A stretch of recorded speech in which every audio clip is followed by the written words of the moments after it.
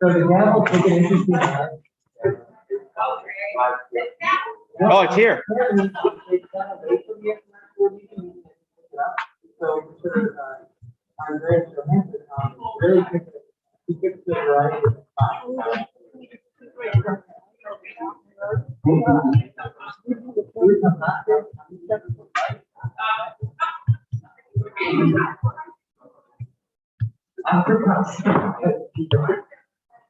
Okay, live on YouTube. Oh, after I need to talk to you for like a moment or two after. If you don't mind. Me? Yeah. Okay. Sit. But, What is it about? domain stuff. Okay. Sure. If you have any. I'll help. I have all of them. Oh yeah. YouTube.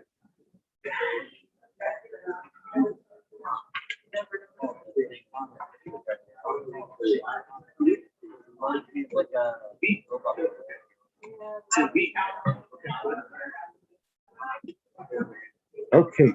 Yeah. Why are we picking up sound here too? That's interesting. Is it? Do you know what I'm saying? What's up? Like we're picking up sound here. We don't have any mics on back here. And it's the microphone array 2, Realtek high definition audio. It should be this bad boy. Just means more. Actually, no, it might be this one. No, the IP is this bad boy. Oh, okay. Was that a microphone that was on? Yeah, that microphone was probably on.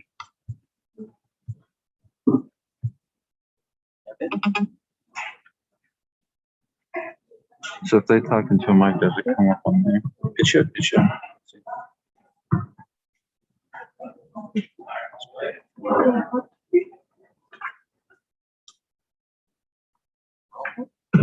No, the IP was this bad boy. See what I'm saying? Was that a microphone that was on? No. Yeah, that microphone was probably on. So they're just picking up sound from here. Mm-hmm. Wait, there's sound coming from over here? It might be the wrong mic. So if they talk into a mic, does it come up on there? It should. It should. I wonder if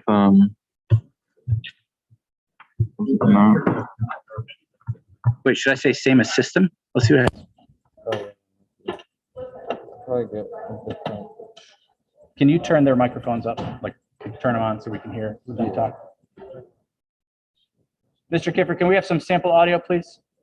What's that? Yes, please keep talking. Sorry. This is really hard for the ears.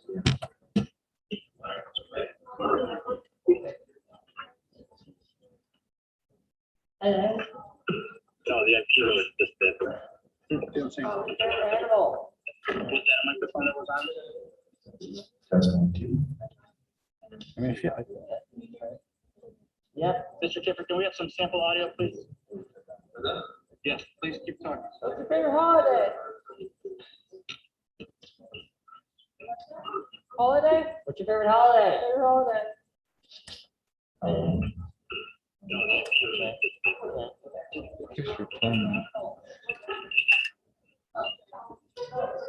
I don't understand why. Like, what feeds this? The first time we did it, this had to be powered somehow. oh, Like- with the interface? Yes, Definitely try that. yes, I remember that. Last time I thought we just plugged straight into from the cable, it worked fine. So we're hearing audio from somewhere over here. Yeah. So it's picking us up. Yes. All right, let me grab that from in the back room really quick. Then I grab your radio card. Thank you. I'll be back in. Okay.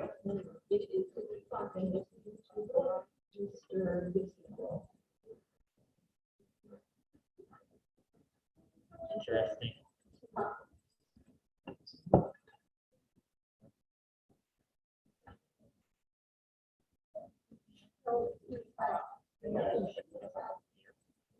We can't have a board meeting.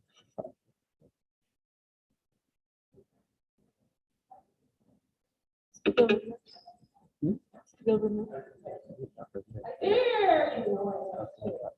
Alternatively, then, like, we're gonna have to pipe it out of the speakers until we get that other interface worked out. You know what I'm saying? We're gonna start. Like calling you to order and letting everyone hear the same thing. Mr. Pickle, you on the roll, please. Mrs. Dowd. Here. Mrs. Campbell. Here. Mr. Gibson. Mr. Grimm. Here. Mr. Viola. Here. Stand for the pledge of allegiance. Mr. Grimm. Pledge allegiance To the flag of the United States of America and and to to the republic which stands one nation under God, indivisible, with liberty and justice for all. And I'd like to recognize that today is Veterans Day, and we would like to thank anyone who served in our armed forces. Thank you very much for your service, and it's a pleasure to recognize you today. Moving along, Mr. Kipper, has anyone signed up for public comments? There's no public comment tonight. All right, thank you. Moving along to item 2, the approval of minutes. Is there a motion to approve? Did you move? Oh. Did you call the roll? Yeah. Yeah, we did. Were you not paying attention? Are you still here? And you said here too. Thanks. Okay. Approval of minutes. Is there a motion to approve the minutes from October 14th? Second. Been properly moved and seconded. If there's no discussion, Mr. Pepper, will you call the roll? Mrs. Campbell. Yes. Mr. Grimm. Yes. Mrs. Dowd. Yes. Mr. Gibson. Yes. Mr. Viola. Yes. Motion carries. For all those who have taken attention. It's called. Okay, moving along to reports, and item 3A, the superintendent's report. Thank you. We have Mr. Dawson here. Update of the report. And Mr. Dawson. Go ahead. We have Mr. Dawson.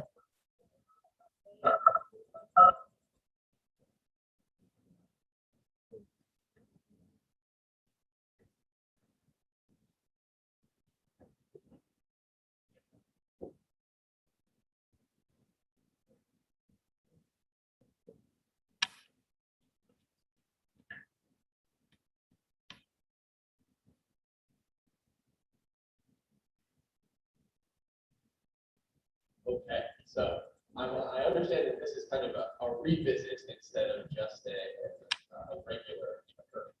I understand this has been either canceled or postponed at least twice. Can you turn it up a little bit? Hopeful that next November that we take more advantage of the is got well into the really fantastic that next week's every single Disney attraction and every single TV show. So the experiences that they have on television, there's nothing. So what we're looking at here is we'd like to take them down for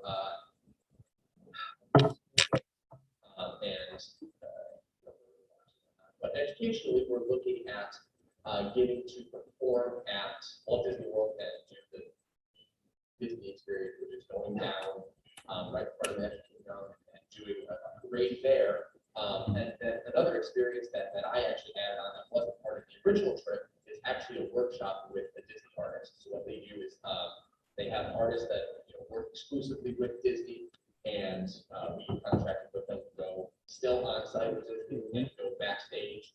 And we get about 2.5 hours, and they've got a giant board with Disney that ranges from stuff that our 6th graders could play all the way up to stuff that college and professional ensembles can play. And the artist works with them for about an hour, hour and a half or so, figuring out where they're at, what their scientific skills are, how musically competent they are, and it kind of narrows it down to 1 or 2 pieces. And then they really rehearse those 2 pieces and teach them what it's like to be a professional musician and be on from the second they start rehearsing to the second they have to do a take. We would have a set player, drum set player that would have click track in his ear. And they work on that piece for that hour and a half, and then at the end, we do Just, yeah. and they splice that together with a short, like 45-second, minute-long Disney track. That's actually probably like the last time I went with Moana, and we had a video of the band playing the backing track to the actual Moana movie, which was really cool. So it's a really awesome experience for the kids to get to see how professional musicians work, and it's something that they can bring back to working in our band room, where you know, in the long slog of the year, it kind of gets to be very easy to go, okay, we've got 65 rehearsals till this concert, and kind of get into the slog of things. But if they have the realization that, look, we work really hard in these 45 minutes that we have every single day, and we sit down and work like we're professionals every single day, we're going to be able to grow even faster than the rate that we do. So I'm not sure if any of you, if you don't have the proposal in front of you, but I'm here to answer any questions about it, or whatever. I don't have any questions, but I want to say.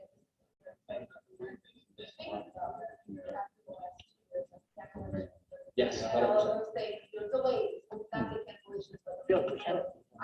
First time we did it. Yeah, we used that thing there. Yeah, especially like now, adding on the not experience of a musician, in the, with one of their musicians and everything. settings. But you're coming in as USB. Oh, absolutely. Oh, 100%. Mhm. Yeah, we will 100% bring it back. And So, the only thing that we're actually allowed to do with it is play it. We can't put it on. It a said website. drivers unavailable. Yeah. But we can take it here and play it for the Oh. board. You know, Could. the kids will have copies for their own records, but. I feel like we can do that here. Yeah, that's. I don't 100%. Into 3.5. Think so. Or like, We might have. Definitely not from there. Because I don't think I've even touched All one of right, those. well, it's cables. nice to be able to start thinking about some things other than COVID, but I know everybody in the school needs to do a monthly report about where we kind of stand with all things COVID. So I just wanted to give you an update. We are to monitor case counts here in Streetsboro, and unfortunately, they started to go up again in the last 3 weeks. Earlier, we were about 400 cases per 100,000. As of Wednesday, Portage County Health Department has us at 611 cases per 100,000. So we are watching that closely, and I know that there's been some talk about when are we going to get rid of masks, and we're evaluating that. Honestly, one of the concerns that we have is taking back the mask mandate a little too quickly. We know from the beginning of the school year that we had some spread, quite a few cases of spread in the classroom, both student to student and student to staff. And as everybody knows, we're experiencing some staff shortages. So we're trying to limit anything that might impact that and cause that shortage to increase, because our goal is to keep kids here in school face-to-face for instruction. So we will continue to follow kind of how things are going. I'm personally hopeful that as people are able to go out and get that vaccine for their students age 5 to 11, that might start to change the reality of what we're dealing with. And I will keep you all posted on those numbers as we move forward. We are also working in conjunction with Akron Children's Hospital and Crestwood Schools and offering an opportunity for families to go and get that vaccine for their students 5 to 11 if they'd like to do that. That info is on our website, and I share that out in the superintendent newsletter for the last few weeks. The first dose is November 16th, and second dose is sometime in December. I forget the date off the top of my head. But families who are interested can go to the website, download the information, and make their reservation for that. And then otherwise, I just wanted to give a shout out today to our SES team, our bus team, So our operations it only set it team, up our custodial staff, our teachers, our aides. So right now, this we've is had gonna be an part of unexpected that fire mic, drill but the occur in the middle of dismissal. Speaking of And more so than it's, the laptop. you know, an unexpected thing, not planned So for, I've had, but our adults I'm not sure really why it's step not working. up. And we're able I to can- I'll coordinate grab a that different with area. kids, keep them organized and safe. That's the only Account thing for I can everybody think in the middle of car rider and bus pickup, and really help minimize fear and anxiety. So I just wanted to give a shout out to all of them. They work together as a great team, and you would have been very proud to see them today. So kudos to everybody, because that was, like I said, very unexpected, and we did well. It's a good experience. Not at the moment, but now looking back. Maybe if you have any questions for me. I just wanted to add, Mr. Callahan's 40-yard sprint across the football field for the elementary school to come support that. That was quite impressive. So thank you. Yeah, we had some people moving faster than I've seen in a while. It was impressive. Thank you. If there are no other comments, we're going to move on to item 3, item 3B, the treasurer's report.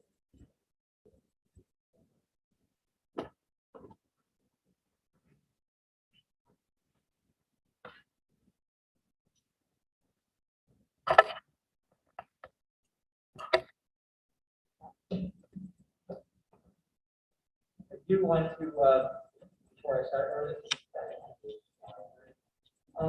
want to thank, this is in school finance, this is an interesting time. But I do want to thank the support for the community, for the levy last week. I was very happy, and I think we all would share that sentiment. When it comes to start off, giving an October review, our general fund, the general fund for October is $9.2 million. We had revenues of $625,000 for the month for our bi-monthly state foundation for the most part. And then we had expenditures of $2.9 million. That does seem like a lot. The $2.9 million is because there are 3 payrolls in October. So that was by design. You can see the fund balance be above this year and last time, which is a very good sign. So a part of my responsibility is giving the 5-year forecast, and it really gives an opportunity for me to share with the board and share with the community administrators, teachers, and staff about how the finance department operates, school finance a little bit. So I'm going to try to bring it as brief as possible, but I am statutorily required to give this.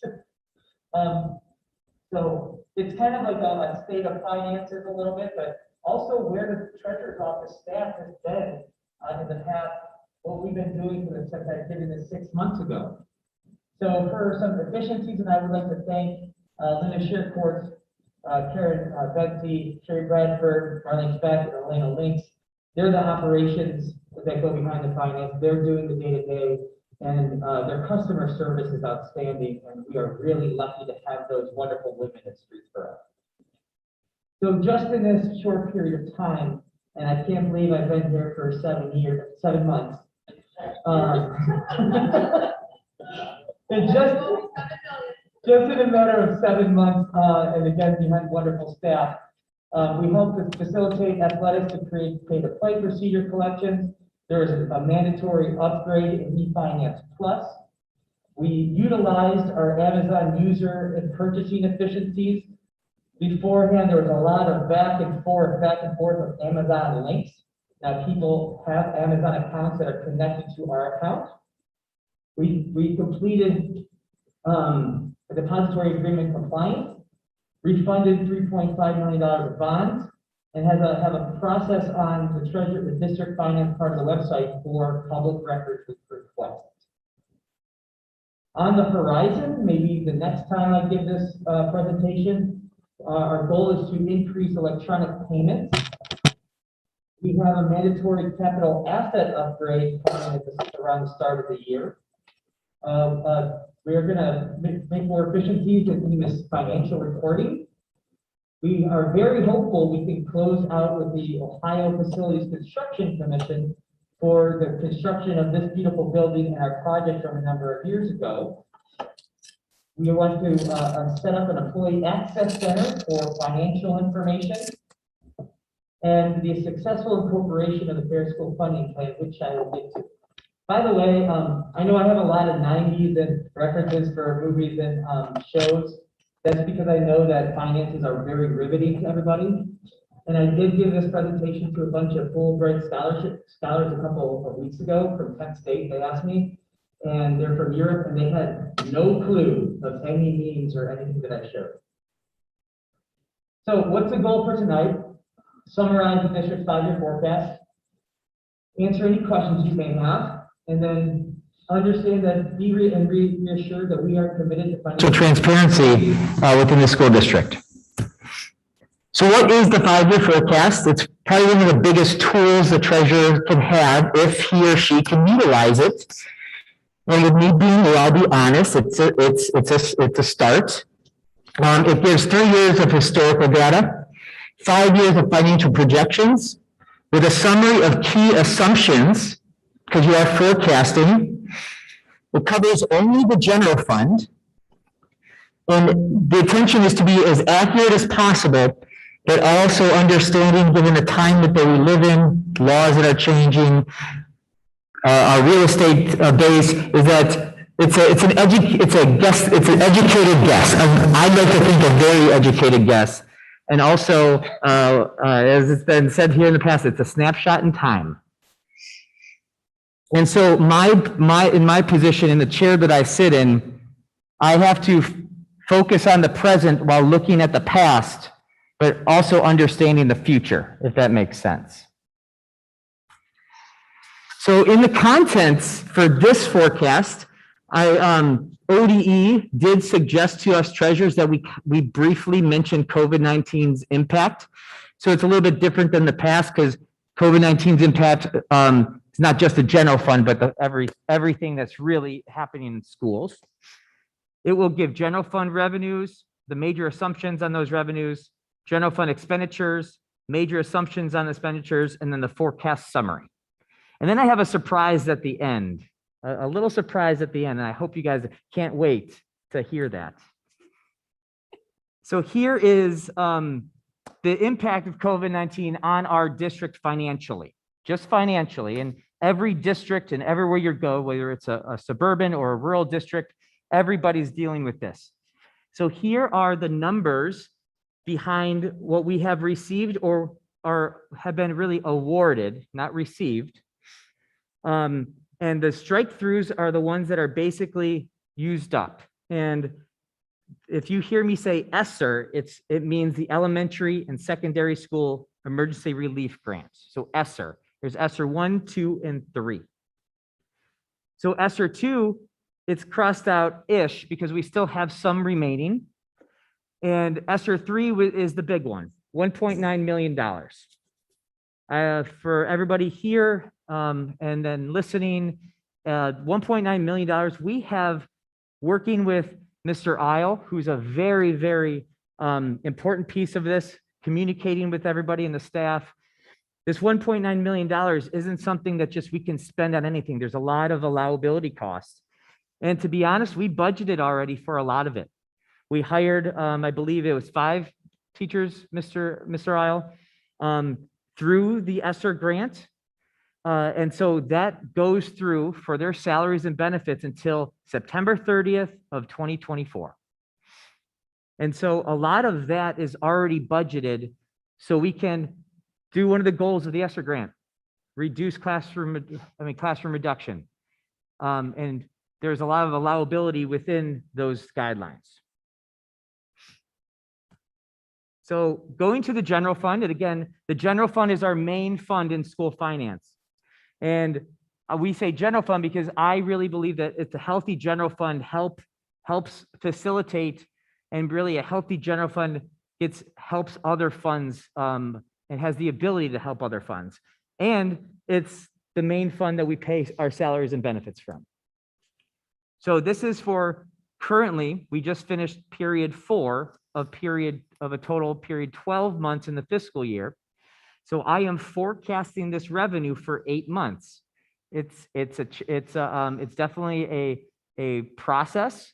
Been developing it and talking to different people and treasurers and different literature and guidelines. So where the money comes from is around $27.7 million. I'm projecting that typically 69 or 70% will come from real estate, property taxes. I would be remiss if I didn't go back to when I did this in May and Mr. Violi asked the question, well, Kyle, what's the difference between residential property and business? The wonderful community of Streetsboro votes on this, but the business don't vote. So I contacted the county and Mr. Violi and the board, around 60 to 66% is from the residential part of property taxes. The remaining are roughly 25 to 30% are from our businesses in the area. We can hone down on those calculations, but those are the rough estimates. So 70% property taxes. That's everywhere you go. And that's helped by levies, operating levies, renewals, etc. The other piece of the pie are the state foundation for unrestricted. Those are state money into the district. Every district is different depending on a variety of different factors. But between unrestricted and restricted funds of state money, it's about 20% of our revenues. About 5% of our revenues is more state money, but it's really reimbursements from homestead and rollback. And those are the various members in our community that's almost applying for that. And all the rest is just your odds and ends stuff that equate to about 4% of the revenue. So I really harped on the bigger ones. So my forecast here is factoring in a 2% property tax growth for this year from last year and a 0.5% increase going forward. And I will continue to evaluate that every month. And then a lot of the revenues there are taking an average of the past 3 years and then incorporating some sort of growth to that. So those are really your revenues. And so what about the expenses? So where does the money go? So I am forecasting based on current data and how I foresee things going is that 27 million is going to be expended out of the general fund. So if you remember the revenue part, that's about $750,000 or $800,000 between more in revenues and expenses. That's what my projection is going into this year. With that, obviously, we have salaries and benefits. Salaries and wages, 56%. Fringe benefits, retirement, insurance benefits, 23.7%. Those are the big ones in any corporation, company, mom and pop shop. Though obviously salaries and benefits, the biggest resource to an organization is the people that serve for us, the kids and our wonderful students. So that's roughly, 82, 83%. Purchase services is an interesting one. That is any contracts that we have. We do have some wonderful members of the school system that are from purchase services. So we have a contract either with, it's an educational service center, whether it's a hospital system or some maybe other specialty contracts. Those are purchase services as well. And then the rest, supplies and materials to get into the classroom. Equipment, we don't like to use general funds, so it's a very, very small amount. And then you have your other accounting ways of doing that, which is like transfers in and out, and it's a really small part of expenses. As I said, salaries, benefits, a large amount. So per the negotiated base, we have a 2.25% increase in fiscal 22 and fiscal 23. And this also, in addition to that, it's not just 2.25%, but it's also step increases for staff members that are here, as well as educational increases. This is a very good thing for our school. We did see a lot of our staff go to school during the pandemic and receive other degrees. And obviously, when it comes to a base contract, they jump a little. They may go from a bachelor's 5 to a master's. So that is a good thing for our district as well, but does affect the bottom line. And benefits is our health insurance. So I conservatively had a 5% increase going forward. We did not have a 5% increase from last year to this year. But at some point coming out of the pandemic, medical costs will likely go up. And that's, again, a educated guess. Our retirement programs, we pay 14% into STIRS and SIRS, and we have a Medicare tax as well. And on the bottom right, you can see currently what our numbers are for staff having single insurance coverage and family insurance coverage. And I already went through purchase services before. So here's the forecast summary. Around $750,000, I project a net positive difference by 6/30. I also give this presentation in May, so I will correct and understand if something was on track or was not on track, and I'll be very honest with that. That's the reason why I'm here. And just because we're statutorily required, we forecast 2026. So it does seem like a long time, and it is, but it is important for various benchmarks with the state. So here's some items to follow, and I'll be honest, that could affect the bottom line going forward from this year and future years. So with the Ohio General Assembly in Columbus, there are various legislative bills that could impact the district's bottom line. I will be honest, I have been tracking this not just as a treasurer, but in my previous jobs. It just seems like there's just more bills, right, wrong, or indifferent, wherever your opinions and research lie. But there's a lot of bills that have been increasing in recent months and over the past year that honestly will impact the district, will impact many districts in Ohio. So it's important for, as I keep continuing this in this position, is to make our voice heard, as well as to communicate with the board, to contact our reps and understand various bills going through the General Assembly. Other items to follow, this is nothing new with any organization, is healthcare costs. For districts, we have seen a slight increase, a little bit more than slight, in special education costs. So that's important to work with Mrs. Devers with special education, because some of those costs, it's the right thing to do. And honestly, we shouldn't have a choice in it. It's just the right thing to do. And it's also, there's legislation that backs that up as well. And also something to mention is staffing levels. Staffing levels going out of the pandemic do increase costs, but it is important to follow that, understand benchmarks for that, and see what each building needs, and have those conversations with those building leaders. And I expect to over the next few months. So here's the however.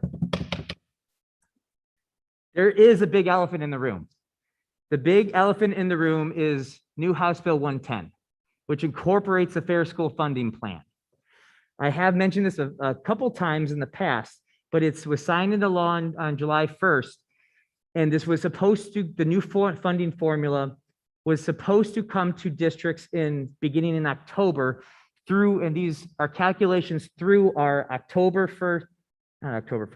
our bi-monthly payments for school foundation. In the revenues I mentioned, roughly that 20%. The last part the last communication we received is that hopefully in December, things can get sorted out.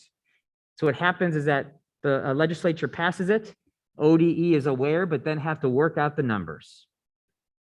My guess from current foundation payments, looking at the bill, communicating with others, it's not that much of an educated guess, I'll be honest, but if we will likely have a slight increase of 50 to 75K. I could be wrong, but I do think it will be slight. It doesn't move the needle in our budgetary process, but more state support is important. It's a good thing. So the current changes, implementation of the Fair School Funding Plan for 2 years in the biennium. It establishes a base cost method of student-teacher ratios, minimum staffing levels, and actual costs, and EMIS is vital in this. A lot of what we receive now isn't restricted, it's unrestricted funds. We will see an increase in restricted funds that accounting-wise, we will have to follow and code and do that really detailed information for. A lot of the stuff we're already doing, we just need to, it's restricted now, which means it's restricted. What does that mean? It's more state reporting. So that's what we'll have to do very soon. And with the bill, there's direct funding to where our students are educated. So what does that mean? Right now, when we receive money, we receive it and book it as revenue and also expenses. And I talked to Mr. Gibson about this a week ago. We don't physically cut checks to people or groups, but it is in our system. So we have revenues and also expenses coming in our accounting system through the state every month. That expense part is gone, theoretically is gone. And we'll know more in December. And Fund 467, which was Student Wellness and Success, that is going to be moved for the general fund under restricted funds. So the impact on future forecasts, those are the lines of the forecast. And really, I mean, I kind of went over all of this. The red in the forecast, those are the forecasts that I will be submitting to ODE if approved upon by the board. That's how it impacts. Those will be drastically different come May of 2022 due to the House Bill 110. So whatever's in red will be different now. And I don't know if anybody has any questions. I'd be happy to ask. I'll be happy to answer. And here's some I just have information. a comment, or I guess it's a question and a comment. Yes. So the funding that we receive from the state is about 20% of our revenue to educate our students. Is that correct? Correct. So the balance is 60% is coming from our residents. Correct. And that money is being funded through levies and Yep. whatnot. So I think that's important for people who don't pay much attention to how the schools are funded, is to understand, how important And these. it's about levies are. 70%, not 60%. Yep. 70%. Any other questions? Thank you for your Mr. time. Clifford. Moving on, item C, 3C, it is our Chief Business Officer's report. CJ? Thank you, Mrs. Baba. And similar to how Kyle began his report, there is a slide once Andres gets up and gets the slides rolling. A big thank you to our community for the passage of the renewal and making that successful at the polls. Can't do it without your confidence. So we want to thank you very much for that. That allows us to continue doing the great things we're doing here. So thank you. So this evening we have Amanda Hall. I'm going to ask her to come up to the stage, Transportation Director. As you know, there's some transportation challenges going on everywhere, not just in Streetsboro. And Amanda has been working diligently to come up with plans to make sure that we're going to be able to get kids to school in an efficient and effective way. And so once we have the presentation loaded, Amanda will step up to the mic and share some of those items that she's been working on. Yes, thank you. We weren't fast enough. so- Sorry. Ops failure, put it on your board. Ops failure. And thank you for coming, Amanda. Thank you for having me. So this evening I would like to come to you because, as you know, we've been having to cancel some buses. This week we've canceled buses every single day. Next week, I don't know that it'll be every day, but we already know that we're going to have some. And it's just been a very challenging time in transportation. And as you all know, there is a transportation staffing shortage everywhere, not just in Streetsboro. That being said, when we were looking ahead, we knew that we wanted to give our families the chance to prepare for when we had to have cancellations. And we had done that in the hopes that we would never have to cancel anything. And now here we are. So probably the end of September, I had kind of seen the train coming, that this was going to be something that we needed to overcome in a different way. So as to not overburden our families by those who rely on our bus transportation every day, having to, on a moment's notice, drive their students to school with these shortages. At that time, I started to really take a good look at what our routes are and what it is that we're doing, how we're transporting our students, and what our current staffing is, and just try to think of some creative solutions for how we can maybe overcome this. So that is what I'm going to talk to you about tonight. By no means are these plans set. They're just something that we are working on now. So this school year, just to give you a little bit of history, we started this school year with 22 routes and 2 flex positions, which would mean a contracted driver who was not assigned to a particular route. They could drive anything if somebody was off. And we had 1 substitute driver. We now are at 18 drivers and no substitutes. So we've had a significant decrease in our staffing. Some of that is due to sickness and illness, FMLA, people leaving, somebody moved out of state. So there's been many reasons for that. So due to those staff shortages, we felt that we needed to reroute and optimize our operations.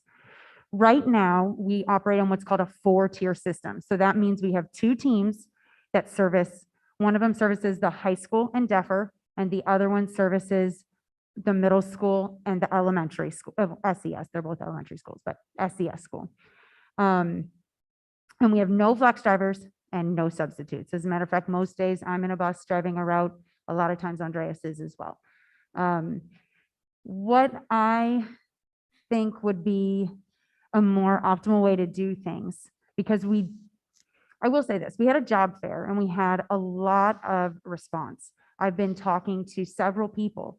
The problem is that it takes 2 to 3 months minimum to train somebody for their CDL if they don't have a CDL, and at least 2 months even if they already have another CDL classification. So if they have an A, a C, they still have to go through the school bus driver pre-service. They still have to learn how to do a bus inspection and take a road test in a bus. We have someone right now who's ready to take their test. And initially when I called, the soonest appointment we could get was January 10th. So it's kind of making things a little difficult to be like, oh, well, we'll just hire a couple of people, because it takes some time. So we're not coming out of this anytime soon as far as hiring someone right now, unless they come from another district. Personally, I'm not pursuing people from other districts. If they come to me, we'll talk to them. But everyone is in the same situation we are, and I don't want to do that. So that being said, looking at the routes, I believe that we could go to a 2-tier system again. It's something that we have done in the past. We would keep 5 routes that we have right now, which is LEAP, STEM, Maplewood, and our 2 non-publics. And then we would take the rest of our public school and geographically break those up into 12. So that means that students would ride a bus 6 through 12 would be one of the tiers, and then K through 5 would be the other tier. The whole team would then service both schools, again, geographically, and then we would drop off and pick up at the schools within a 15-minute window. And that would be at all 4 schools. Same thing in the afternoon. We would actually, one of the things that I'm looking at doing is picking up geographically as well. So in the past, we've always started as like the high school is our base, but our high school is away from our other campus. And so I think that it makes a lot of efficiency sense to If they're northerly routes, then they can start at the high school and go to the middle school, and then vice versa. If they're more south and southwest routes, they can start at the middle school and go to the high school to pick up. And this will allow just for us not to have a bunch of buses crossing each other, wasting fuel, wasting time. And it gives us that window that we can pick up and start our routes in a better manner. Our pickup and drop-off locations, meaning of the bus routes, will most likely remain the same. So you have already approved our routes for the year. We're not looking to do anything crazy, they're basically going to be the same routes, just servicing the same neighborhoods. So students will ride together based on their home residence, again, grades 6 through 12 and K through 5. There are some exceptions for private school riders. Our biomed and Maplewood students and some of our Seton students ride in on high school buses in the morning and then get shuttle service to their schools. So that would stay the same. The building impact as far as the times would be minimal. It is something that we're working on to make sure that we do have that window that we think we have, but we've already begun discussions with the building principals about that to make sure that if we go to this way of picking up and dropping off differently, that we do have that window that we think that we have. So I'm already working on routing and design. I've actually been working on it since September 28th. It does take time. The way that this came about was we had already communicated to the parents about canceling the routes. And again, as I said, we had hoped not to use it. And here we are.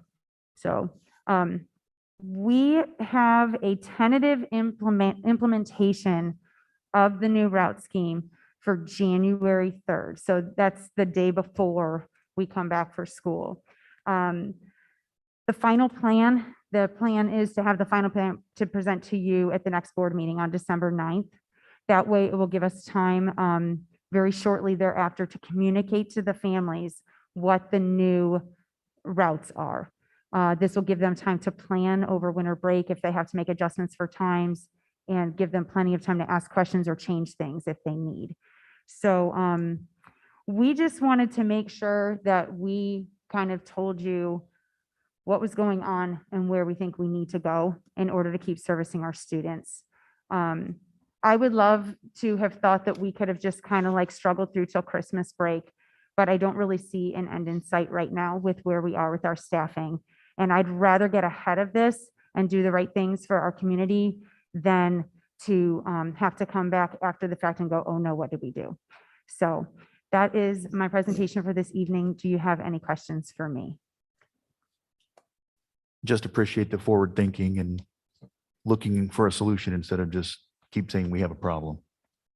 Yeah, and it's every industry, you know, we're short-staffed, and I'm very thankful for you and your team. And it's difficult when you're trying to shift gears all the time and have other plans. So thank you for that to all of you. Anything else? Thank you, Amanda. Thank you. So in December, Amanda will be back, and it'll be more or less just to talk about the times and almost like a public presentation for our community, so they know what to expect. And then that communication plan will roll out the next week after that board meeting, so that everybody has over Christmas break to digest and be prepared for the new structure. So it could help us not have to cancel routes anymore, or not have to cancel as many routes. That's the goal. Before we get into the field and grounds update here, I just wanted to say we did have the job fair. It was successful. We had about 18 candidates come through the door and apply. And like you heard Amanda say, it takes some time to hire some drivers, but we got some cafeteria subs out of it. I think some aides, possibly even a tutor. So the job fair was successful, and we're looking to plan another one here sometime after the new year, after we reassess where we need to hire and the needs that we have as a district. A field and grounds update. Yeah, I just wanted to reiterate for the board too, what we heard in a couple of sessions at OSBA, just to kind of explain the training requirements for Ohio school bus drivers. There were a couple of people that sort of said, well, can't we just remove all the requirements and get people in buses? And you've heard other states enable their National Guard. That's not something that we are looking for in the state of Ohio. Our program for pre-service for our bus drivers is one of the best in the nation, which is then exemplified by very few accidents and crashes and fatalities in our school bus transportation. And that's driving about 1 million miles a day. So just think about that number. That's 1 million miles a day in the state of Ohio on yellow school buses with very few to any accidents. So it takes a while to train that candidate. So fields and grounds. Yes, so Turfscape has finished the softball and baseball fields. We have some pictures we wanted to share with you. Maintenance, the schedule to properly address the field conditions and the need for a fertilizer program. And it's going to be an ongoing fertilizer program that we're working right now to develop. They were edged, top dressed, and aerated. And then we also started the rock project at Streetsboro Middle School, putting the beds in stone. And then we worked on the high school rock garden with the sociology class that you may have seen tonight as you walked in door 6. And we'll get into that here in a minute as we get the pictures. So here's a look at the finished product of the baseball fields, edged, fertilized, and aerated. And we're going to continue on that cycle here throughout the fall and spring to make sure these fields are in shape. It's going to take a little bit of time, but we're going to get them there. This was a great first step. And I know the softball and baseball programs are ecstatic about the progress that was made here.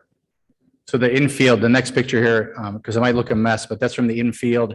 That's where that top dressing went down, which is sort of a mixture of topsoil, seed after it was aerated. So that's more of a fill-in product to make the field really stand out. The infield gets a lot of play and was very hard packed prior to the treatment by Turfscape. Softball field. Let's look at the edging on the softball field there down the line. And then the next photo, you'll see Mr. Kidd's sociology class approached us with a plan of a community project that they wanted to do. And we discussed it with Mr. Kidd's students, Mr. Kidd, Mr. McCann, and had some drawings, and thanks to some generous community donations and some donations made by the school district, we were able to successfully come up with a plan. What you see here is not the finished product. So they wanted to do the 4 areas almost for like each class. But then we also wanted to get the elementary schools involved in painting kindness rocks. The give one, take one, I'm sure you've seen around. So those beds, as well as where the senior rock bed is, will eventually be filled with painted stones. We just transported those stones back to Mr. Kidd's classroom yesterday, where they're going to finish sealing those stones and then lay those stones across these beds here. So it was a great project between operations, the high school educational team, and a class to get that all edged out, dug, and everybody played a role in that. And the students planted the trees and laid the stones. Operations just made sure that we dug the beds out for them and had all the tools that are necessary for them to do it, as well as donate the rocks. So pretty cool project. The students were very excited. They had great ideas, some that we could do and some that we couldn't do in the time frame that they wanted it to happen. But I look for some things to be added as we go throughout the year here. And then this is just a picture of the middle school front sign. It was the first bed that has been done at the middle school with the stone. It looks very, very nice. And there's going to be more of that to come around campus. And you will start seeing painted rocks in these beds as well as we work with each one of our teams at the buildings to get that done. Because we are at school. It should look like a school, and it should look friendly and happy when people come to it. So this is just part of that initiative that we're putting in. And if I may add, I just want to shout out to Joe and Jason who work on our outside team. We didn't have any pictures because they literally finished that today. You're going to see some sign refreshes on campus. We added a sign that basically says, hey, slow down and yield to school bus. Along with the city graciously striped Winsec, which is that's a city street, but had previously not been striped. And so now we have a nice double yellow because we have a lot of parent traffic that leads to here. Middle school. And so we're excited, especially as winter comes, and it'll be easier to tell where the center of the street is. So I think that's it. That concludes our report this evening. Thank you very much. Any questions? I wanted to ask, as long as we're talking about signs and cleaning things up, is there plans to get a new sign for Depper?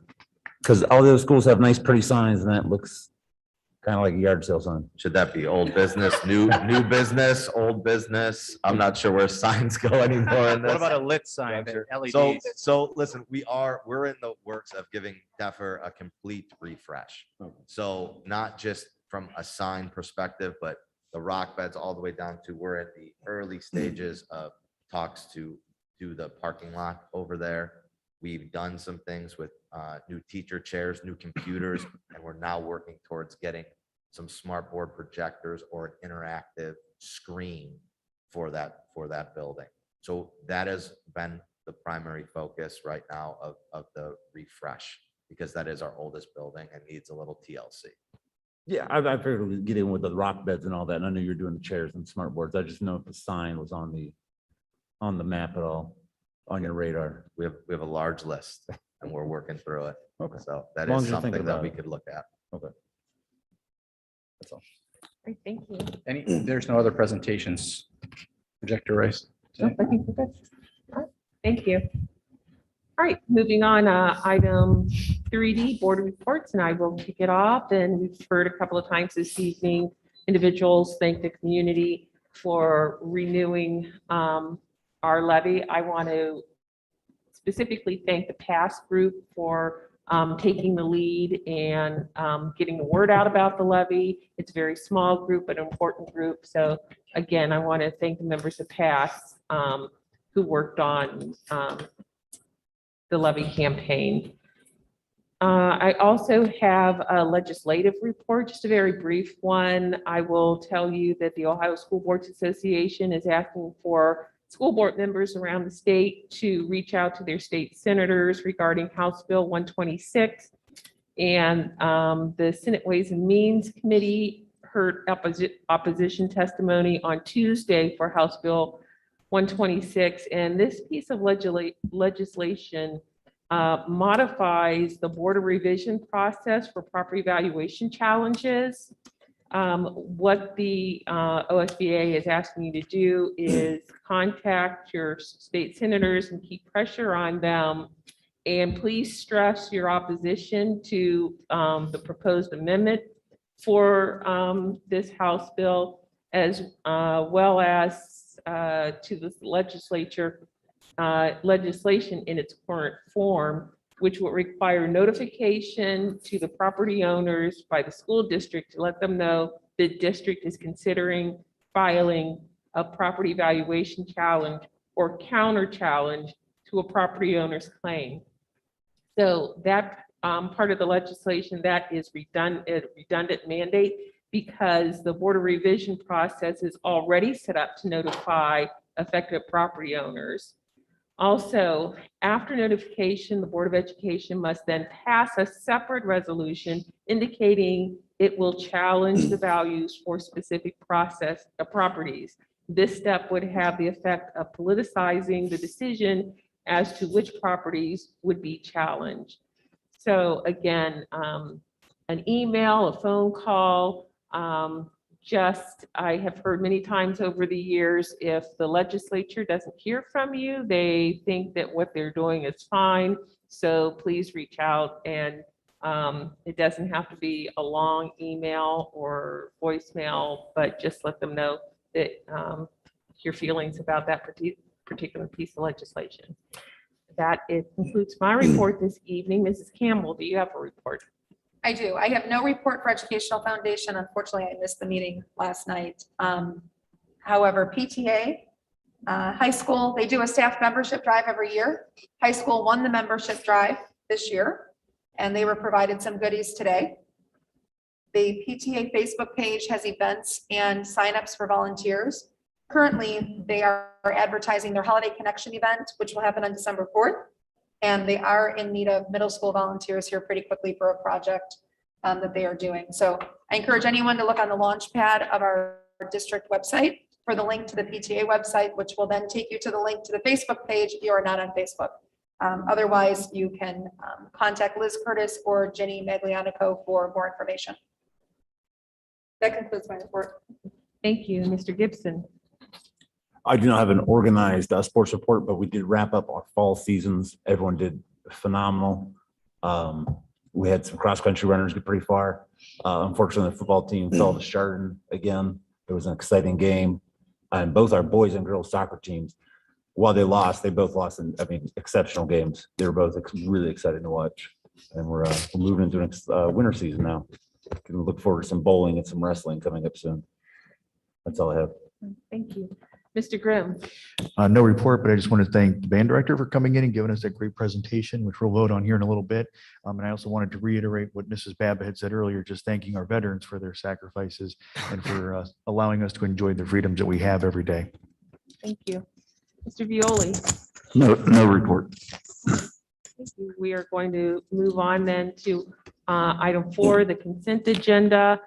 And I would ask for a motion to approve items B through N on the consent agenda. I'll move. Second. It's been properly moved and seconded. I just want to call out those individuals and organizations that made donations to the district. We are always very thankful for donations that are made, and we appreciate them greatly. Are there any other comments, questions? Just a comment on item D. Again, this is the overnight trip for the band that we're voting on. As part of the proposal, administering medications, they do have chaperones who are nurses, but I would like to just state that the board, the school district should supply a nurse for this to make sure that it is one of our staff members or somebody that we're paying to go on that to make sure our students are not necessarily leave that in the hand of volunteers. Not that they can't do the job, but I think it's our responsibility to take care of our students, even at Disney. Thank you. Any other comments or questions? Mr. Kiffer, would you call the roll, please? Mr. Violi? Yes. Mr. Grimm? Yes. Mrs. Baba? Yes. Mrs. Campbell? Yes. Mr. Gibson? Yes. Motion carries. I see that there are no recommendations under item 5, superintendent's recommendations. So we will move on to item 6, the treasurer's recommendations. Mr. Kiffer. Yep, I have some recommendations for tonight. It is a recommendation, but the Board of Education approve a resolution establishing educational requirements for substitute teachers for the 21-22 school year. Is there a motion? Motion to approve. I'll second. Been properly moved and seconded. Discussion, Mr. Kiffer? This is just more aligns with the state laws, and I worked with Mrs. Devers on that. Do you have anything to add, Mrs. Devers? Yeah, it's similar to the resolution we were able to pass last year. The state recognizing that we're kind of dealing with a lot of shortages with teaching staff. And so this allows us to open up our ability to have people who have education, maybe not in teaching per se, but have 4-year or at least 2 years. So this follows what we had passed last year as a board. We're hopeful this will help with some of that shortage that we're dealing with right now. Thank you. This is just for this school year, right? For the 21-22 school year? Correct. Do we anticipate them doing this again for the next school year? We don't know one way or another. We'll see. Okay. I would probably say yes. Any other questions or comments? Mr. Kiffer, will you call the roll, please? Mr. Grimm? Yes. Mrs. Campbell? Yes. Mrs. Baba? Yes. Mr. Gibson? Yes. Mr. Violi? Yes. Motion carries. It is recommended the Board of Education approve amended appropriations for fiscal year 22 and estimated resources will be adjusted as needed for permanent appropriations. I'll move. Here a second. I'll second. It's been properly moved and seconded. Discussion? A lot of this is just for bringing our accounting system to our federal funds. It is a lot of activity, but we go through the county first to say that give us the authority, and then we come to the board for the spending authority through appropriation. So it is a lot of activity, but it's pretty normal for this time of year. Thank you. Any questions? All right, thank you. Please call the roll, Mr. Gifford. Mrs. Campbell? Yes. Mr. Gibson? Yes. Mrs. Baba? Yes, Mr. Grimm? Yes. Mr. Violi? Yes. motion carries. Item C. It is recommended the Board of Education approve a fund-to-fund transfer of $206,862 from the 003 9014 PI fund to the 034000 classroom facility fund. I'll move. Second. It's been properly moved and seconded. Discussion, Mr. Kiffer? Yes, this goes back to what we've passed years ago from the building project. And for a number of years, in November, the board has passed this resolution to go from permanent improvement to classroom facilities to comply with the contract with OFCC for when everything was built. And on a side note, it's important that Mr. Scarsapino and I, along with his operations team, has had those conversations of how to utilize those funds going forward. Because every year, the Permanent Improvement Fund is receiving $200,000 into the Classroom Facilities Maintenance Fund. So it's OFCC's kind of mandate to use those funds to properly do preventative maintenance using that fund. That's at 0.5% that was attached Yes, to the. yes, yes. Mhm. Any questions or comments? What are some of the things we're spending that? I mean, that's a lot of money. What are some of the things we're getting with that? Well, we'll tag team this one. A lot of it is, there is about $1 million or so in it already, but it's a lot of, if one of these beautiful buildings needs big capital expenditures, there should be, and we've talked about having a buffer for roofs, stuff of that, things that qualify under that building project. So when I took over as treasurer, what we were trying to do was build that fund up, because there's one great thing. We have newer buildings. The bad thing is when something goes wrong, it's going to go wrong in all of them. So we wanted to build a buffer there to about $1 million. We've hit that buffer. So now what we're doing is budgeting around $200,000 annually in that account to not have to utilize that our general fund to support the preventative maintenance. There's asset lists of each building. As long as there's an asset connected to that list, we could use an 034 fund for it. So things like our gardener contract, items like when we have backflow valves that go bad, anything like that, when we can attach one of our assets in these buildings to it, we can then use that 034 fund. But knowing that we want to keep at least that $1 million buffer in there so we can have the fix for big ticket items, chillers, HVAC systems, all that good stuff. Yeah. It's been great communication the past few weeks. Thank you. Mr. Kiffer, will you call the roll? Mr. Violi? Yes. Mr. Grimm? Yes. Mrs. Baba? Yes. Mrs. Campbell? Yes. Mr. Gibson? Yes. Motion carries. Item D. My last, but certainly not least, it is recommended that the Board of Education approve the November 2021 5-year forecast as presented and authorize the treasurer to submit the forecast to the Ohio Department of Education. Motion to approve? I'll second. Been properly moved and seconded. Is there any additional discussion following the presentation earlier? If there is none, Mr. Kiffer, will you call the roll, please? Mr. Grimm? Yes. Mr. Violi? Yes. Mrs. Baba? Yes. Mrs. Campbell? Yes. Mr. Gibson? Yes. Motion carries.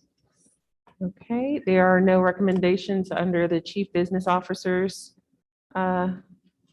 section, so we will move on to new business. Does anyone have new business to come before the board? Is there old business that anyone would like to discuss? Why does everybody look at me? Because it's your time to shine, man. This is it. Unless Mr. Grimm has heard anything, I believe that we're in the same position we were last month. I was kind of hopeful with the sign picture up there that the next sign was going to be the actual sign that we should have out in front, right? With somebody going, putting plugs together. CJ, I know that you did locate the sign in the building, right? Yes, we located the sign. And it is operational, right? Yes, I mean, we don't have it programmed or anything of that nature, and we're still investigating, making sure all the connections will work down at the street for that sign. But yes, it shows lights and goes into demo mode when you plug it in. And I don't think you've heard anything yet, have you? I have not heard anything on the city's new sign ordinance that would allow an electronic sign. The next zoning board meeting is on November 16th. I don't know if you're coming, Brian, but I'll be there and we can ask some hard questions. Yeah, I'll show up with you. There we go. That's all I have. Thank you. Item 10, Board President's recommendations, executive session. It is recommended the Board of Education enter into executive session to consider the employment of a public official or employee with possible action to follow. Is there a motion? I'll move. Second. It's been properly moved and seconded. Mr. Kiffer, we call the roll? Mr. Violi, Yes. Mr. Grimm, Yes. Mrs. Baba, Yes. Mrs. Campbell, Yes. Mr. Gibson. Yes. Motion carries. We're in executive session at 7:05. Thank you for attending this evening. 7 o'clock. I can be there.